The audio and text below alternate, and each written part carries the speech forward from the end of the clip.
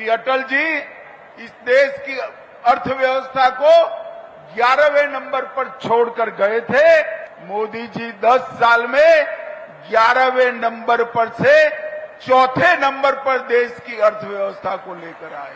मगर मेरी बात आज घर जाकर अपनी डायरी में लिख लेना, 2027 में हम विश्व की तीसरे नंबर की अर्थव्यवस्था बनने जा रहे हैं।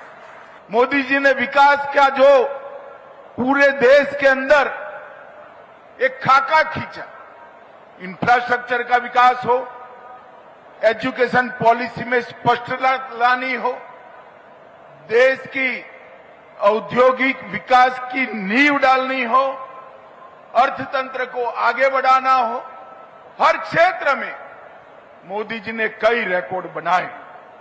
इंफ्रास्ट्रक्चर की मैं बात करूं, राष्ट्रीय राजमार्गों की लंबाई में सिर्फ 10 साल में 60% वृद्धि नरेंद्र मोदी सरकार ने की। ग्रामीण क्षेत्रों में नई 8 लाख किलोमीटर गांव को जोड़ने वाली सड़कें बनाने का काम किया है।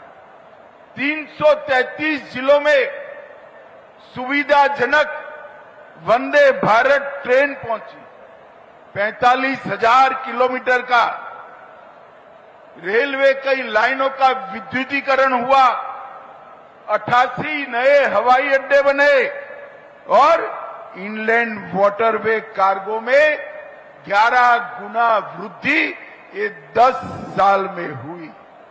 भाइयों बहनों, और इस सब का नतीजा है कि अटल जी इस देश की अर्थव्यवस्था को 11वें नंबर पर छोड़कर गए थे।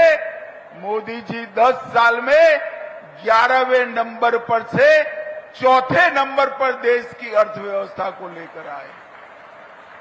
और आप लोग चौथे नंबर की अर्थव्यवस्था से खुश हो, मगर मेरी बात आज घर जाकर अपनी डायरी में लिख लेना, 2027 में हम विश्व की तीसरे नंबर की अर्थव्यवस्था बनने जा रहे हैं। जिस तेज गति से विकास आगे बढ़ा है, निर्यात हमारा 2 गुना हुआ सर्विस का और 76% निर्यात बढ़ा। हम कई सालों से सबसे ज्यादा तेज गति से बढ़ने वाली अर्थव्यवस्था बने। एक जमाने में कहते थे कि इंफ्रास्ट्रक्चर बने, औद्योगिक विकास हो तो गरीबों का कल्याण नहीं हो सकता। ये मिथक को नरेंद्र मोदी जी ने गलत साबित किया। इस देश के 80 करोड़ गरीबों को 5 किलो अनाज मुफ्त देकर खाद्य सुरक्षा सुनिश्चित की गई। 55 करोड़ लोगों को 5 लाख तक का दवाइयों का और हॉस्पिटलाइजेशन का पूरा खर्चा माफ हो गया। 16 करोड़ घरों में आजादी के बाद पहली बार नल आया। 12 करोड़ घरों में शौचालय पहुंचाया। 13 करोड़ घरों में एलपीजी का सिलेंडर पहुंचा और 3 करोड़ घरों में पहली बार बिजली आई और 4 करोड़ लोगों को घर देने का काम भी ये भारतीय जनता पार्टी की नरेंद्र मोदी सरकार ने किया। और ये सब करते करते 25 करोड़ गरीबों को गरीबी रेखा के ऊपर लाने का काम किया है। मित्रों, मोदी जी ने 2047 विकसित भारत की कल्पना की है। एक संकल्प देश के जनता के सामने रखा है। मगर मैं आज देवभूमि के प्रिय वासियों को कहकर जाना चाहता हूं, विकसित उत्तराखंड का बगैर विकसित भारत का निर्माण संभव नहीं।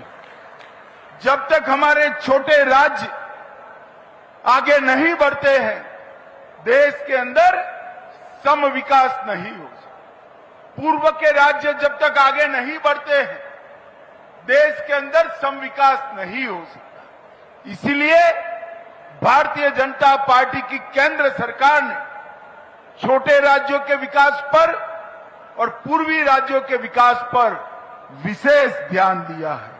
और जहां तक उत्तराखंड का सवाल है, एक ज्योतिर्लिंग, 3 शक्तिपीठ, 4 धाम, पंच प्रयाग, पंच केदार और सप्त बद्री जहां विराजमान हो, इसके विकास को कोई नहीं रोक सकता भाइयों, कोई नहीं।